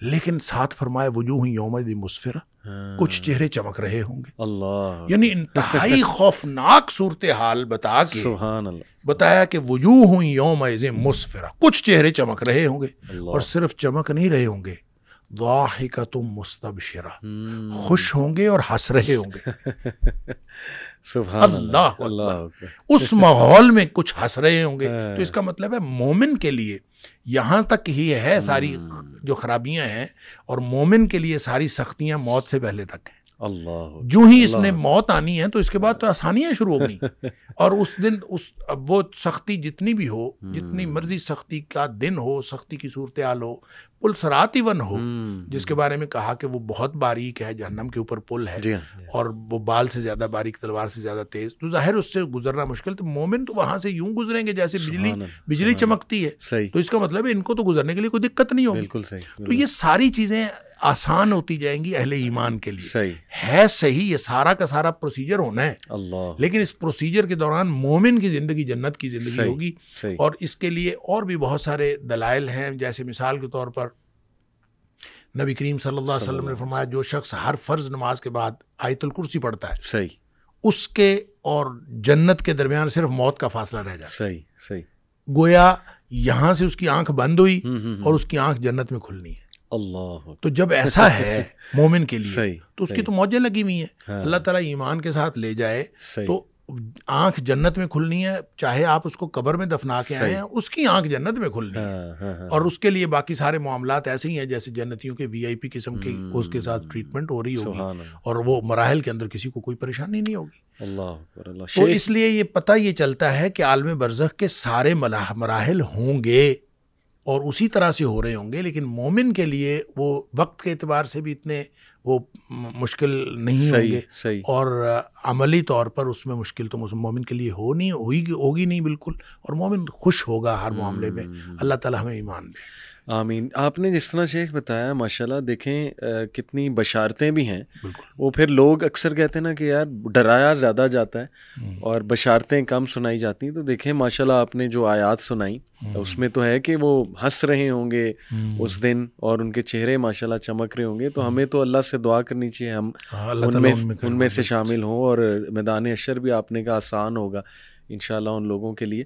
تو میدان حشر میں تو دیکھیں سارے مراحل ہی، حضرت عائشہ صدیقہ رضی اللہ تعالیٰ عنہا سے نبی پاک صلی اللہ علیہ وسلم نے یہ فرمایا کہ عائشہ جس کا حساب کتاب شروع ہو گیا نا تو وہ پکڑا گیا، وہ بچ نہیں سکتا، جس کا حساب شروع ہو گیا بچ نہیں سکتا۔ تو حضرت عائشہ صدیقہ رضی اللہ تعالیٰ عنہا نے پوچھا اللہ کے رسول صلی اللہ علیہ وسلم پھر حساباً یسیرہ سے کیا مراد ہے؟ جو قرآن نے کہا فَيُحَاسِبُ حِسَابًا يَسِيرًا وَيُحَاسَبُ حِسَابًا يَسِيرًا، وہ اس کا حساب بالکل آسان لیا جائے گا۔ نبی کریم صلی اللہ علیہ وسلم فرمایا عائشہ وہ حساب نہیں ہوگا، وہ تو صرف پیشی ہوگی، وہ سامنے ایک دفعہ پیش کیا جائے گا اور اس کے بعد کہا جائے گا جاؤ، بس اتنا ہی، اعمال کا حساب کہاں۔ تو یعنی مومن کے لیے سارے مراحل ہی آسان ہو جائیں گے انشاءاللہ۔ تو اللہ تعالیٰ ہم سب کو ایمان دے تو پھر یہ چیزیں اور چینج ہو جاتی ہیں۔ آمین آمین۔ اچھا ایک سوال شیخ بہت کرتے ہیں لوگ کہ عذاب روح کو ہوتا ہے یا جسم کو ہوتا ہے یا دونوں ایٹ دا سیم ٹائم؟ یہ بھی ان سوالوں میں سے ہے جو بہت قدیم سوالات ہیں، اور ہمیشہ ہر دور میں متقدمین نے بھی اس کے اوپر بہت بحث کی کہ یہ اس لیے کہ جب ہم قبر میں سے کسی کو نکالیں تو وہ تو ویسے ہی پڑا ہوتا ہے، تو کسی کو عذاب ثواب ہم تو نہیں دیکھ رہے ہوتے کہ کچھ ہو رہا ہے، تو اس سے لوگوں نے کہا کہ اس کا مطلب ہے جسمانی نہیں ہوتا، وہ روحانی ہوتا ہے، صحیح، اور روح کو وہ ساری کیفیتیں درپیش ہوتی ہیں۔ صحیح۔ مسئلہ اصل میں یہ ہے کہ جیسے مثلا یہ بھی تمثیل کے طور پر بیان کیا گیا کہ مثال کے طور پہ جب ہم خواب میں ہوتے ہیں تو خواب میں اللہ تعالیٰ معاف فرمائے سانپ ڈس لے، ہاں جی، تو ہمیں جو سانپ ڈسنے کی تکلیف ہوتی ہے خواب میں وہ تو پوری ہوتی ہے، بالکل بالکل ٹھیک ہے، بالکل، یہ تو بعد میں پتہ چلتا ہے کہ وہ خواب تھا، ٹھیک ہے۔ تو اسی طرح اگر صرف محض روحانی طور پر ان کو دکھایا جائے کہ آپ کو سانپ ڈس رہے ہیں اور بچھو ڈس رہے ہیں اور اس طرح سے ہو رہا ہے، بظاہر وہ آرام سے پڑا ہوا ہے، فزیکلی وہاں پہ بچھو سانپ کوئی نہیں ہے، تو تکلیف تو اتنی ہے۔ سبحان اللہ، بالکل بالکل صحیح۔ مطلب اگر اس کو تو بعد میں پتہ چلتا ہے، جیسے ہم خواب میں تو بعد میں ہم بیدار ہو جاتے ہیں، وہاں تو بیداری کوئی نہیں ہے، وہاں تو وہ بیدار ہو چکا ہے، بیداری کی حالت میں ہی ہو رہا ہے۔ کچھ لوگ کو نائٹ میں آتے ہیں پسینے چھوٹے ہوتے ہیں اور وہ بلکہ چیخ رہے ہوتے ہیں، رو رہے ہوتے ہیں نائٹ میں۔ تو یہ کیفیت جو جس کو اللہ کریم نے عذاب کہا ہے وہ تو عذاب ہے، وہ قبر میں آئے، وہ قبر سے پہلے آئے، وہ قبر کے بعد میں آئے، جس کو اللہ کریم نے عذاب کہا ہے وہ عذاب ہے، صحیح، اور نبی پاک صلی اللہ علیہ وسلم نے اس کی تفصیلات بتائی ہیں تو وہ عذاب ہے، صحیح۔ وہ رہ گئی بات یہ کہ یہ روحانی ہوگا یا جسمانی ہوگا، اس بحث کو ہم یوں کلوز کرتے ہیں کہ اگر روحانی ہو تو پھر اس میں اتنی حیرت والی کیا بات ہے؟ بالکل بالکل ٹھیک ہے، حیرت تو اس وقت ہوتی ہے جب یہ جسمانی ہو۔ تو سب کو جو اعتراضات ہوتے تھے، جتنے قرآن حکیم کے اندر اللہ کریم فرمایا مشرکین اعتراضات کرتے تھے، ان کو تو اعتراض ہی یہ تھا من یحیی العظام وہی رمیم، ٹھیک ہے، یہ ہڈیاں گل سڑ جائیں گی تو کون دوبارہ زندہ کرے گا؟ اصل مسئلہ تو یہ تھا۔ بالکل۔ تو آئدہ متنا وکننا ترابا ذالک رجع بعید، کیا ہم جب مر گئے مٹی ہو گئے دوبارہ اٹھایا جائے گا؟ اصل جو اعتراض تھا وہ یہ تھا۔ تو یہ اعتراض ان کا بتاتا ہے کہ قرآن نے جب بار بار ان کے اس اعتراض کا ذکر کیا، اگر یہ کہہ دیا جاتا ہے کہ تمہیں خواب ایسے آئیں گے کہ خواب میں بچھو اور سانپ ڈسیں گے، تو پھر تو اعتراض کی بات ہی نہیں تھی۔ تو اعتراض بنا ہی اس وقت جب یہ حشر اجساد کی بات ہوئی کہ جسم دوبارہ زندہ ہوں گے اور جسمانی ثواب یا عذاب ہوگا. جنت میں جائے گا تو جسم جائے گا اور جہنم میں جائے گا تو وہ بھی جسم جائے گا. عالم برزخ کے اندر بھی جو عذاب ثواب ہوگا, جو عذاب قبر کے اندر عذاب ثواب ہوگا, وہ سارا کا سارا جسم کو ہوگا. بالکل صحیح, بالکل صحیح, بہت جامع آپ نے بتایا, جزاک اللہ. یہ جو کہا جاتا ہے کہ جب انسان کو نیند آتی ہے اور سو جاتا ہے تو اس کی روح, ظاہر ہے قرآن میں بھی ہے کہ اللہ سبحانہ تعالیٰ اس کی روح کچھ دیر کے لیے وہ آ جاتی ہے اوپر, تو وہ اگر خواب دیکھتا ہے کسی مرے ہوئے شخص کو تو کیا وہ برزخ میں جا کے روح ملاقات کر رہی ہوتی ہے؟ نہیں, کوئی ضروری نہیں ہوتا. اچھا, دیکھیں دکھایا جانا ہے نا. صحیح, تو دکھایا جانا ایسے بھی ہو سکتا ہے کہ آپ کو وہاں لے جا کے دکھایا جائے. صحیح صحیح. یہ بھی ہو سکتا ہے کہ اس کو وہاں سے لا کے دکھایا جائے, اور یہ بھی ہو سکتا ہے کہ نہ آپ کو لے جایا جائے نہ اس کو لایا جائے, تمثیلی انداز میں آپ کو دکھا دیا جائے. صحیح. تو اللہ تعالیٰ جب ہر چیز پر قادر ہے, ان اللہ علی کل شیء قدیر, تو اس نے دکھا دیا تو وہ اس کے لیے ہمیں یہ بحث کرنے کی ضرورت ہی نہیں ہے کہ ہم وہاں گئے یا وہ یہاں آئے. صحیح صحیح. بحث تو تب ہو جب ہم نے دیکھا نہ ہو. تو ہم نے دیکھا ہے, صحیح, اللہ نے دکھا دیا ہے, بات ختم. صحیح صحیح. اچھا, کچھ لوگ شیخ اعتراض کرتے ہیں قبر کے عذاب پہ. وہ کہتے ہیں پہلی تو بات یہ قرآن سے کہیں ثابت نہیں ہے, دوسرا یہ کہ وہ جو سوال وہ کہتے ہیں کہ آپ لوگوں نے خود نکالے ہوئے ہیں جو سوالات, اس کا بھی قرآن میں کہیں تذکرہ نہیں ہے. عمومی طور پہ وہ لوگ یہی امپریشن لیتے ہیں جی کہ بس ہم مریں گے, اس کے بعد بس قیامت والے دن ہی اٹھائے جائیں گے, اور دلیل وہ اس کی یہ دیتے ہیں کہ دیکھیں قرآن میں یہ الفاظ ہیں کہ جب انہیں اٹھایا جائے گا ایک دم سے تو وہ کہیں گے ہمیں کس چیز نے ہماری نیند سے بیدار کر دیا. اس کا مطلب کہ پیچھے کچھ بھی نہیں ہو رہا تھا. اگر ہو رہا ہوتا تو بڑے بوکھلا کے اٹھتے, تو اس سب کو کیسے ہم ان کا جوابات جو دیکھیں. سب سے پہلی بات تو یہ ہے کہ قرآن سے ثابت ہے یا نہیں ہے, جی, یہ اتنا میٹر ہی نہیں کرتا. اچھا, پہلی تو بات یہ, بالکل ٹھیک, قرآن سے ثابت ہو یا نبی کریم صلی اللہ علیہ وسلم کی بات سے ثابت ہو, صحیح, بات ایک ہے. بالکل ٹھیک, دونوں میں کوئی فرق نہیں. صحیح. یہ فرق ہم نے بنائے ہوئے ہیں. دیکھیں قرآن جو کہتے ہیں قرآن سے فائدہ, قرآن سے ثابت ہوا, ان سے یہ پوچھیں قرآن کس پہ نازل ہوا تھا, قرآن کہاں آیا تھا. کوئی بنی بنائی کتاب مجھے یا آپ کو مل گئی تھی. صحیح. قرآن نبی کریم صلی اللہ علیہ وسلم کے قلب اطہر پہ نازل ہوا ہے. صحیح. اور نبی کریم صلی اللہ علیہ وسلم کے دل پہ قرآن کہتا ہے خود نازل بہ الروح الامین علی قلبک لتکون من المنذرین. اے حبیب صلی اللہ علیہ وسلم, ہم نے آپ کے دل پر نازل کیا. اچھا, اب آپ یہ بتائیں کہ دل کی بات کسی کو دوسرے کو کیسے پتا چلتا ہے؟ بالکل. میرے دل میں کیا ہے آپ کو کیسے پتا چلے گا؟ یا میں بول لوں گا, بالکل, یا میں کچھ کروں گا, صحیح, کوئی ایسا میں جیسچر دوں گا تو آپ کو پتا چلے گا میرے دل میں کیا ہے. تو نبی کریم صلی اللہ علیہ وسلم جب بولتے ہیں تو وہ قرآن نہیں ہوتا, وہ حدیث ہوتی ہے. سبحان اللہ.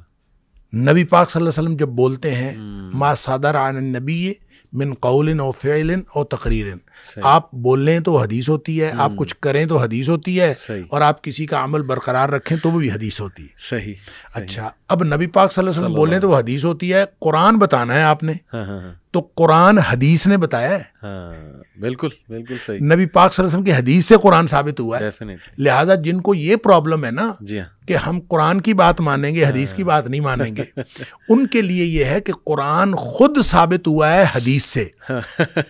بالکل. نبی پاک صلی اللہ علیہ وسلم نے فرمایا کہ یہ قرآن ہے, تو یہ اب دیکھیں ترتیب نزولی میں جو پہلی آیت تھی وہ تو 30ویں پارے میں چلی گئی. کس نے بتایا کہ یہ یہاں آئے گا, یہ یہاں آئے گا, یہ یہاں, یہ نبی پاک صلی اللہ علیہ وسلم نے بتایا. یہ ترتیب نبی کریم صلی اللہ علیہ وسلم نے لگوائی. لہٰذا حدیث سے قرآن ثابت ہوتا ہے, ایک بات.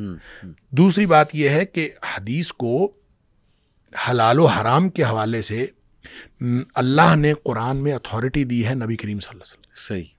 سورہ اعراف کی آیت نمبر 157 میں اللہ تعالیٰ فرماتا ہے وَيُحِلُّ لَهُمُ الطَّيِّبَاتِ وَيُحَرِّمُ عَلَيْهِمُ الْخَبَائِثَ. جہاں نبی پاک صلی اللہ علیہ وسلم کی ڈیوٹیز کی بات کی, آپ کے فرائض کی بات کی, اس میں فرمایا یہ ان کے لیے جو پاکیزہ چیزیں حلال ٹھہراتا ہے اور جو ناپاک چیزیں وہ حرام ٹھہراتا ہے. حلال حرام کا جو اتھارٹی ہے اللہ نے نبی پاک صلی اللہ علیہ وسلم کو دی. صحیح صحیح صحیح. لہٰذا جو مچھلی کھاتے ہیں, میں تو اکثر کہتا ہوں جو مچھلی کھاتے ہیں جی جی, وہ پہلے مچھلی کے مردہ حلال ہونے کی دلیل قرآن سے دیں نا, یا مچھلی کھانا چھوڑ دیں یا ذبح کر کے کھایا کریں. قرآن نے کہا حرمت علیکم المیتۃ والدم, جی، ہر قسم کا مردار اور ہر قسم کا خون حرام ہے. صحیح صحیح، بات ختم. بات ختم. بالکل. یہ تو مچھلی نبی پاک صلی اللہ علیہ وسلم فرمایا احلت لکم میتتان و دمان، دو خون دو مردار تمہارے لیے حلال ہے. اللہ، اس میں آپ نے فرمایا الحوت والجراد، جو دو مردار حلال ہیں، ایک مکڑی ہے پتے کھانے والی، اور دوسری جو ہے وہ مچھلی ہے. تو اس سے جو ہے مچھلی کا مردار حلال ہوا ہے. وگرنہ قرآن نے تو کیٹیگوریکلی مردار حرام کیا تھا. اس کا مطلب یہ ہوا کہ جو بات نبی پاک صلی اللہ علیہ وسلم فرمائے وہ اسی طرح سے حلت و حرمت کا درجہ رکھتی ہے جس طرح قرآن کی بات حلت و حرمت. اسی طرح قرآن نے کہہ دیا ما آتاکم الرسول فخذوہ وما نہاکم عنہ فانتہوا، جو کچھ اللہ کے رسول صلی اللہ علیہ وسلم تمہیں دیں وہ لے لو، اور جو جس سے روکیں رک جاؤ. یہ اتھارٹی ہے نبی پاک صلی اللہ علیہ وسلم کی کہ آپ ہاں کہہ دیں تو وہ بھی قانون بن جاتا ہے، آپ نہ کہتے ہیں تو وہ بھی قانون بن جاتا ہے. پہلی تو بات یہ ہے. بالکل. لہٰذا جو کچھ نبی پاک صلی اللہ علیہ وسلم نے فرمایا ہے احادیث کے اندر وہ حجیت کے اعتبار سے اس کے اتنی ہی اہمیت ہے جتنی قرآن میں ہے. ٹھیک ہے. دیکھیں نا، حضرت ابن مسعود رضی اللہ تعالیٰ عنہ نے کسی خاتون سے کہا کہ یہ جو جوڑا کرنا ہے حرام ہے. جوڑا یہ جو خواتین اوپر جو بنا لیتی ہیں، تو اس نے کہا حرام ہے. اچھا، اللہ نے اس کو حرام کیا. صحیح.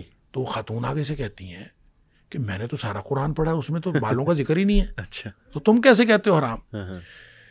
عبداللہ بن مسعود رضی اللہ تعالیٰ عنہ نے فرمایا کہ یہ بتائیں کہ قرآن میں آپ نے یہ نہیں پڑھا ما آتاکم الرسول فخذوہ وما نہاکم عنہ فانتہوا، جو اللہ کے رسول صلی اللہ علیہ وسلم دیں وہ لے لو اور جس سے منع کرے اسے رک جاؤ. وہ کہتی ہیں ہاں یہ تو پڑھا ہے. تو انہوں نے فرمایا کہ یہی تو نبی پاک صلی اللہ علیہ وسلم نے منع کیا ہے. جب نبی پاک صلی اللہ علیہ وسلم نے منع کیا تو ایسے ہی ہے جیسے قرآن نے منع کیا.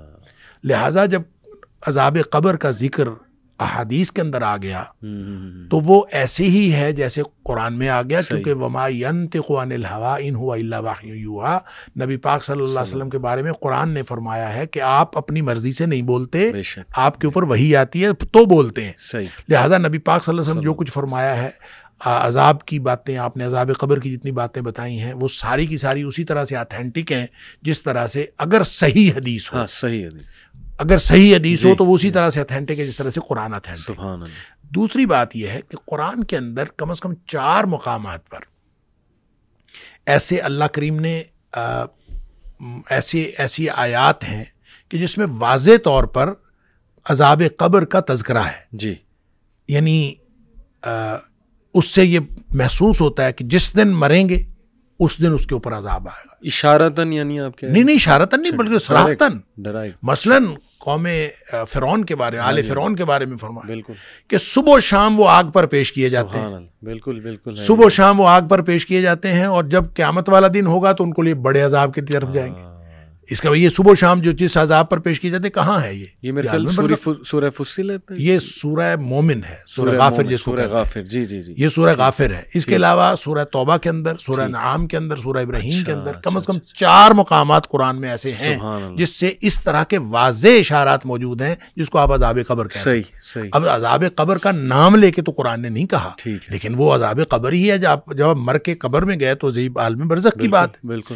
اچھا، اسی طرح جیسے سورہ انعام کے اندر غالباً ہے کہ ان کو جب فرشتے جو ہیں آگے سے بازو پھیلائے ان کو وصول کرتے ہیں اور ان کو کہتے ہیں اخرجوا انفسکم. یہ وہی بات ہے، وہی الفاظ ہیں جو حدیث میں آ رہے ہیں کہ اخرجی، باہر نکلو. تو یہاں اخرجوا انفسکم، اپنی جانوں کو باہر نکالو. یعنی فرشتے یہ کہہ رہے ہوتے ہیں کہ اپنی جانوں کو باہر نکالو، اور اسی دن قرآن کہتا ہے کہ اسی دن ان کو پھر رسوائی کا عذاب ہوتا ہے. اسی دن رسوائی کا عذاب دیا جاتا ہے. تو جس دن جان نکلی اسی دن کوئی حشر تھوڑی ہو گیا ہے، عالم آخرت تھوڑی آ گیا، عالم برزخ ہے. لہٰذا اس طرح سے قرآن میں 4 مقامات پر سورہ ابراہیم کے اندر، سورہ توبہ کے اندر، سورہ انعام کے اندر اور سورہ غافر کے اندر یہ موجود ہے. پڑھنے کے لیے ایک بصیرت ہونی چاہیے، ایک بصارت ہونی چاہیے. شیخ یہ سورہ تکاثر بھی کہہ سکتے ہیں، حتی زرتم المقابر. وہ تو خیر زیارت کے لیے ہے. حتی زرتم المقابر کا مطلب ہے تم قبروں کو جا پہنچے. جی، اب وہاں پہ یہ تو نہیں ذکر کہ قبر کے اندر کیا ہوگا. نہیں، لیکن اگلی آیت ہے نا کہ پھر انہیں پتہ لگے گا، کہ پھر تمہیں پتہ لگے گا کہ کیا ہے حقیقت، کیا ہے اصل. ہاں، اشارتاً آپ کہہ سکتے ہیں کہ یہاں بھی ذکر ہے کہ اس کے بعد تمہیں پتہ چلے گا. اس کا تو خیر یہ تعویل ہو سکتی ہے نا جیسے آپ نے کہا کہ وہ سورہ یاسین میں انہوں نے کہا کہ ہماری آرام گاہوں سے کس نے اٹھایا، خواب گاہوں سے، تو اس کا مطلب پیچھے کچھ نہیں ہو رہا ہوگا. تو یہ بھی حتیٰ زرتم المقابر کے بعد پھر پتہ چل جائے گا پھر کب سے مراد، اس کی تو تعویل ہو سکتی ہے. حالانکہ وہ جو سورہ یاسین والی بات ہے وہ بات یہ ہے کہ جو عالم برزخ کا عذاب ہے اس کے مقابلے میں جو عالم آخرت کا عذاب ہے وہ بہت بڑا ہے.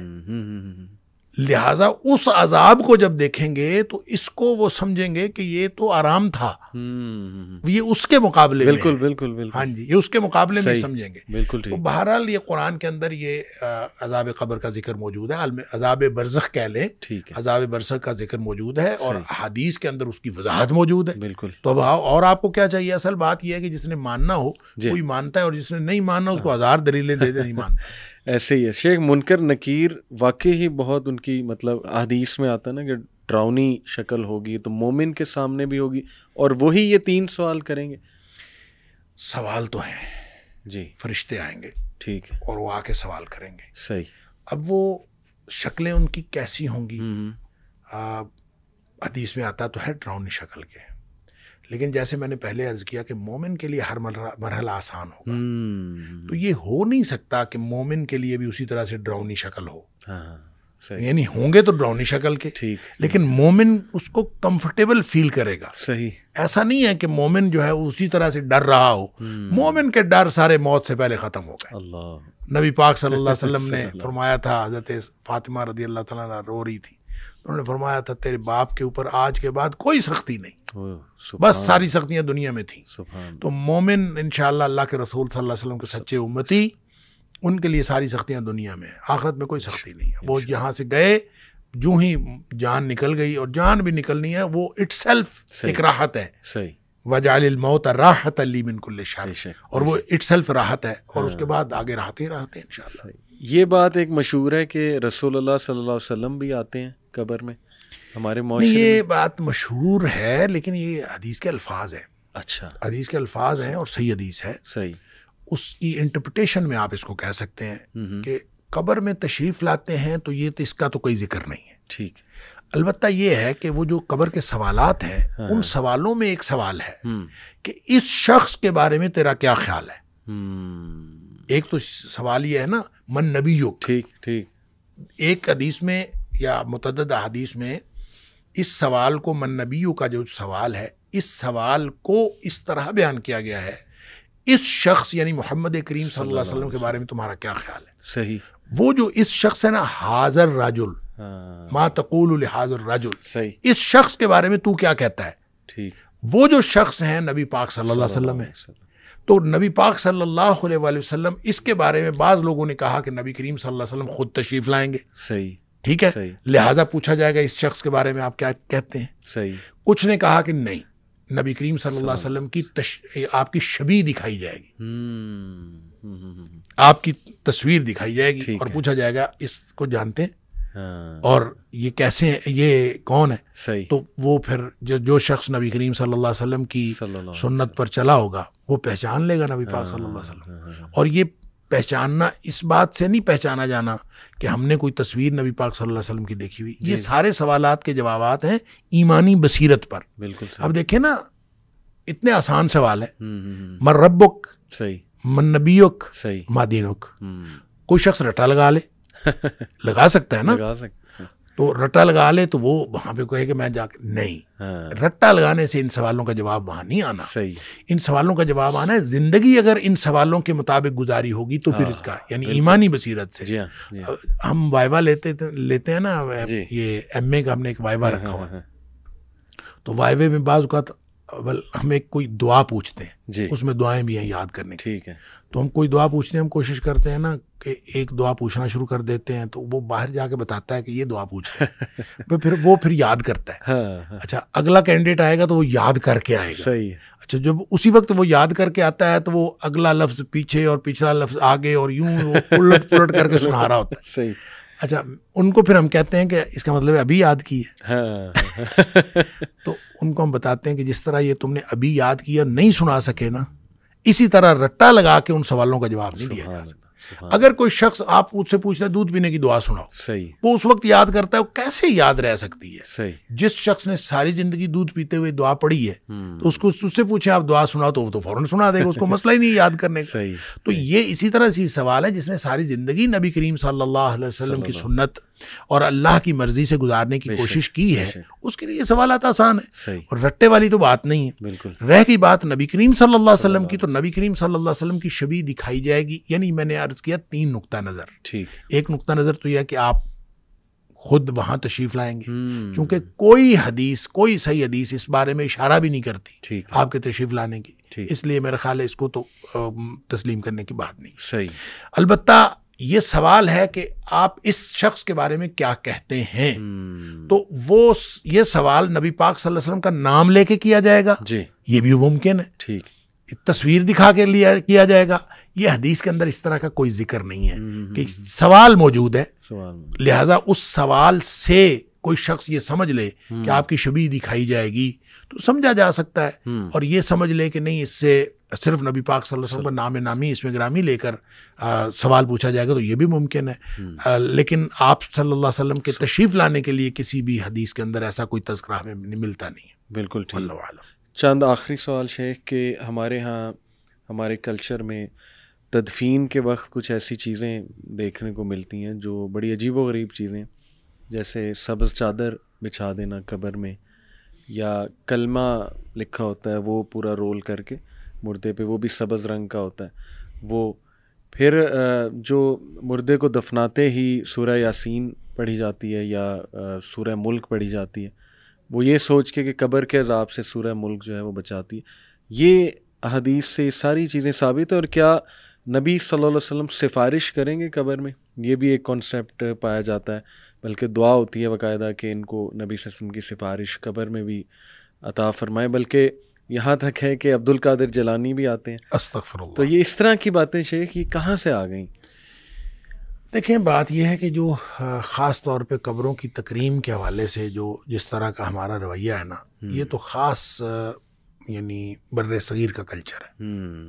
اور بر صغیر کے کلچر میں چونکہ ہم ہندوؤں کے ساتھ رہے ہیں کئی صدیاں, تو ہندوؤں میں مندروں کے اندر جو ہے نا وہ اسی طرح کی یعنی جو چادریں ہیں یا اس طرح کا جو کیفیات ہیں وہ چونکہ اڈاپٹ کی جاتی ہیں, تو ہم نے بھی اسی طرح کی کیفیات اڈاپٹ کرنی شروع کی. حتیٰ کہ آپ عربوں میں بھی چلے جائیں, جہاں جہاں عربوں کے اندر وہ عرب ممالک جہاں جہاں بر صغیر کا اثر و رسوخ رہا ہے کسی نہ کسی طریقے سے, وہاں پہ قبروں کے ساتھ یہی صورتحال ہے. وہاں پہ آپ کو ایون میں تو جارڈن میں 1-2 قبروں کے اوپر یہ درود تاج اور درود لکھی ہوئی ہے جو یہ لکھے ہوئے دیکھے. اچھا. اور قبر سبز چادر چڑھائی ہوئی. اچھا. لیکن اس کا شریعت کے ساتھ کوئی تعلق نہیں. نبی کریم صلی اللہ علیہ وسلم نے تو قبروں کو بلند کرنے سے بھی منع فرمایا ہے, اور آپ نے حضرت علی رضی اللہ تعالیٰ عنہ کو حکم دیا تھا کہ جو قبریں بھی زمین سے اوپر بلند ہیں اس کو برابر کر دیں. لیکن اتنا صرف اس کو بلند کیا جا سکتا ہے کہ جو قبر کی اپنی مٹی ہے, یعنی جو اس میں سے نکلی ہے وہ مٹی اس کے اوپر ڈال دی جائے. اس کے علاوہ اس کے اوپر مٹی ڈال کے اس کو بلند کرنا بھی جب جائز نہیں ہے, تو پھر آپ اس کے اوپر اس کو چونے گچ بنائیں, پھر اس کو بڑا کریں, پھر اس کے اوپر چادریں ڈالیں, اور چادروں کی ضرورت تو ہے زندہ انسانوں کو, اور آپ قبروں کے اوپر ڈالتے ہیں. پھر اس کے اوپر آیات لکھ کے جو آپ نے کہا یہ تو بے حرمتی ہے قرآنی آیات کی, آپ ان کو نیچے ڈال دیتے ہیں. تو یہ ساری چیزیں جو ہیں ان کا کوئی تعلق شریعت کے ساتھ نہیں ہے, دین اسلام کے ساتھ کوئی تعلق نہیں. دیکھیں اب بڑی حال ہی میں ایک پنجاب کے اندر یہ پابندی لگی ہے کہ آئندہ جو قبروں کے اوپر یہ جو کسی بھی طرح کی چادر چڑھائی جائے گی تو اس کے اوپر آیات نہیں ہوں گی. یہ ابھی پابندی لگی ہے, محکمہ اوقاف نے اس کے اوپر پابندی لگا دی ہے, اور اس پہ سارے مکاتب فکر نے اتفاق کیا ہے. اور الحمدللہ جو میں یہ سمجھتا ہوں کہ سب مل کے سر جوڑ کے بیٹھیں تو حق کی طرف جا سکتے ہیں, اور آہستہ آہستہ چیزیں جو ہیں بہتر ہو سکتی ہیں. اور یہ اس کی دلیل ہے کہ یہ حال ہی میں پورے پنجاب کے اندر یہ پابندی لگ گئی. زبردست. تو سورہ ملک اس وقت پڑھنا وہ نہیں, سورہ ملک دیکھیں, سورہ ملک تو پڑھنی ہے اگر خود زندگی میں پڑھی ہوگی تو وہ عذاب قبر سے بچائے گی، کسی کے پڑھنے سے نہیں عذاب قبر سے بچاتی. یہ تو کام ہی سوکھا ہے کہ آپ حافظ قرآن کو دے دیں، چند روپے دے دیں، اس کو تنخواہ دے دیں کہ چل بھی شاباش سورہ ملک پڑھے رکھا کرو تو آپ کا عذاب قبر سے نجات دے دے گی. یہ تو نہیں ہوتا. سورہ ملک روزانہ رات کو پڑھنے کے لیے نبی پاک صلی اللہ علیہ وسلم نے فرمایا کہ 30 آیات کی ایک صورت ہے اور جو عذاب قبر سے بچاتی ہے جو رات کو پڑھتا ہے. لیکن آپ نے ساتھ یہ بھی فرمایا کہ کم لوگ ہوں گے اس کو پڑھنے والے، اس لیے کہ اس وقت نیند آئی ہوتی ہے اور جس نے یاد بھی کی ہوئی ہے اس کو بھی یہ ہوتا ہے کہ چل یار خیر ہے. تو اس وقت اگر پڑھنا ہے تو اس کے لیے عذاب قبر سے نجات ہے کہ وہ موت، اصل میں نیند بھی جیسے میں نے پہلے عرض کیا وہ موت اور نیند کی آپس میں مشابہت ہے. تو نیند کے وقت موت کی سی تیاری کر کے سونا اور اپنے معاملات سارے کلیئر کر کے سونا، اصل بات یہ ہے. 3 دفعہ استغفار پڑھیں آپ، آیت الکرسی پڑھیں آپ، جو دعائیں نبی پاک صلی اللہ علیہ وسلم بتائیں وہ پڑھیں، سورہ ملک پڑھیں، پھر آپ سوئیں تاکہ ساری ہر طرح کی چیزیں جو ہیں آپ نے سمجھیں آپ اپنی طرف سے مر رہے ہیں. بالکل ٹھیک. اور مرتے وقت جس طرح کی یعنی معافی کی ضرورت ہے اللہ سے مانگنے کی، اس طرح کی معافی مانگ کے سوئیں. اور جو معافی مانگے بغیر یا عشاء کی نماز پڑھے بغیر جو سو جاتا ہے اس طرح سے، تو یہ تو میں سمجھتا ہوں دنیا کائنات کا سب سے بڑا رسک ہے کہ بغیر کسی یعنی گناہ کی معافی مانگے اور بغیر عشاء کی نماز پڑھے یا بغیر کسی تیاری کے آپ سو گئے تو آپ نے تو سب سے بڑا زندگی کا سب سے بڑا رسک لے لیا. اللہ اکبر. شیخ آخری سوال کہ یہ حدیث میں آتا ہے کہ جب مردے کو دفنایا جاتا ہے تو وہ قدموں کی چاپ سنتا ہے جو دفنا کر واپس جا رہے ہوتے ہیں. تو اس سے تو یہ بھی اخذ کیا جا سکتا ہے کہ اس کا مطلب اسے موت کے بعد بھی سنائی دیتا ہے، اور وہ پھر ظاہر ہے یہ سنائی دے رہا ہے تو باقی چیزیں بھی پھر سنائی دیتی ہیں. تو اس کا مطلب کہ موت جسے آ چکی ہے فوت شدہ بندے سے مطلب کوئی بات کی جا سکتی ہے یہ سوچ کے کہ جی اسے سن رہا ہے؟ دیکھیں اللہ تعالیٰ نے قرآن میں فرمایا اِنَّکَ لَا تُسْمِعُ الْمَوْتَىٰ. صحیح. نبی پاک صلی اللہ علیہ وسلم نے فرمایا کہ آپ مردوں کو سنا نہیں سکتے. ٹھیک.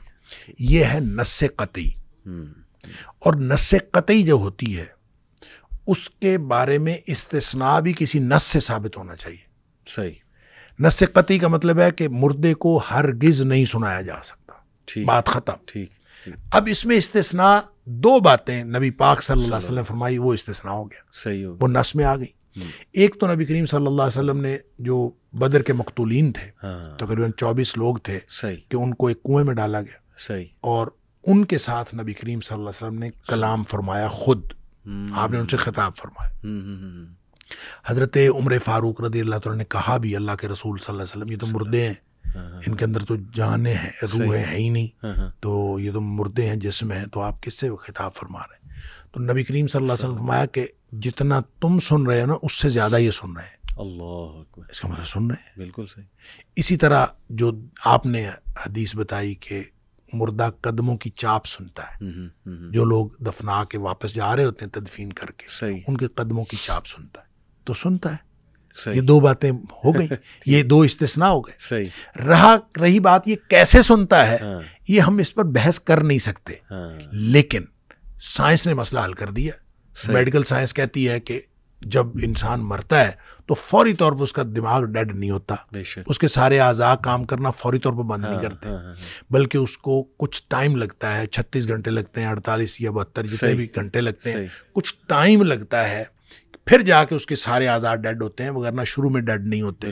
تو اس کا مطلب ہے جو نبی پاک صلی اللہ علیہ وسلم نے فرمایا وہ بھی دونوں واقعات جو ہیں وہ ایسی ہی کیفیت کے ہیں، مرنے کے فوراً بعد کے ہیں. صحیح. تو اس کا مطلب ہے یہ بات ٹھیک ہو گئی، سائنس سے ثابت ہوگی. اسی طرح نبی پاک صلی اللہ علیہ وسلم نے فرمایا کہ مردے کو جب آپ نے نہلانا ہے تو اس کو زیادہ سخت ہاتھ نہ لگائیں. اچھا. ہاں، یہ اس کو سخت ہاتھ نہ لگائیں، اس کو تکلیف ہوتی ہے. اور فرمایا کہ جتنی تکلیف مردے کو ہوتی ہے زندہ سے زیادہ تکلیف ہوتی ہے.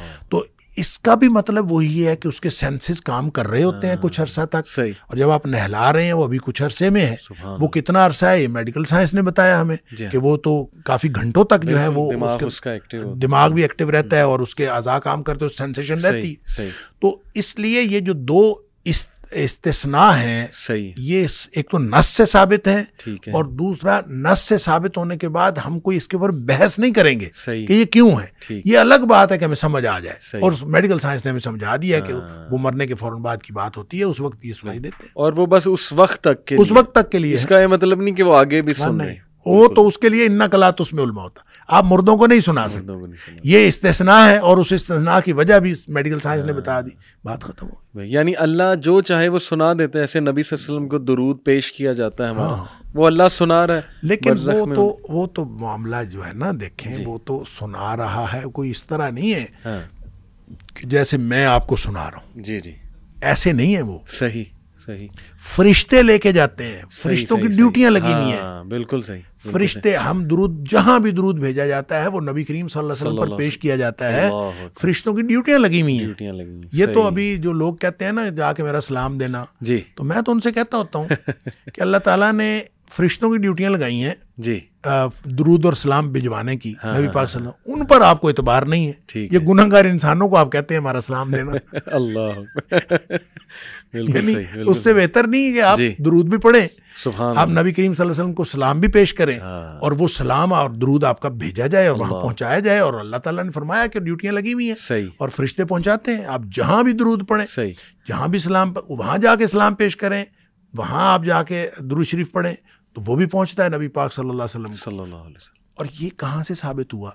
یہ بھی نص سے ثابت ہے. جی جی جی جی، یہ بھی خود نبی کریم صلی اللہ علیہ وسلم نے بتایا کہ میرے اوپر جہاں سے بھی درود پڑھا جاتا ہے میرے اوپر پیش کیا جاتا ہے. بات ختم ہو گئی. اصل میں نا ہم پڑھ جاتے ہیں اس کی یعنی مطابقت کے ساتھ، ہم نئے مسائل اس میں سے انفر کرنا شروع کر دیتے ہیں. تو یہ جو انفرنس ہے نا، یہ تو آپ کی انفرنس اور ہوگی، میری انفرنس اور ہوگی، پھر ہر ایک کا اپنا الگ. تو نص نے جو کچھ بتا دیا، جو بات نبی پاک صلی اللہ علیہ وسلم نے بتایا، بس اتنی. اس کے بعد ہم آگے حد آ جاتی، ہم اس کے بعد اپنی طرف سے کوئی چیز ایڈ آن نہیں کر سکتے. اور قبرستان جا کے جو مردوں کو سلام کیا جاتا ہے، السلام علیکم یا ونس اگین، وہ بھی ایسے ہی ہے، وہ بھی ان کو پیش کیا جاتا ہے، ان کو فرشتے پہنچاتے ہیں. فرشتے پہنچاتے. اگر نہ ہوتا تو ہم کیسے کہتے؟ صحیح. جب ہم السلام علیکم کہتے ہیں، یہ ایک ہوتا ہے ڈائریکٹ سننا. صحیح. اب اندازہ کریں کہ ہماری کیسی لاجک اور کیسی عقل ہے. جی جی. وہ اللہ جس نے اعلان کیا ہے کہ اجیب دعوت الداعی اذا دعان، کہ میں ہر وقت ہر جگہ پکارنے والے کی پکار کو سنتا نہیں، قبول کرتا ہوں. اللہ، جس نے یہ اعلان کیا ہے اس کے بارے میں ہمیں شک ہے کہ ڈائریکٹ نہیں سنتا.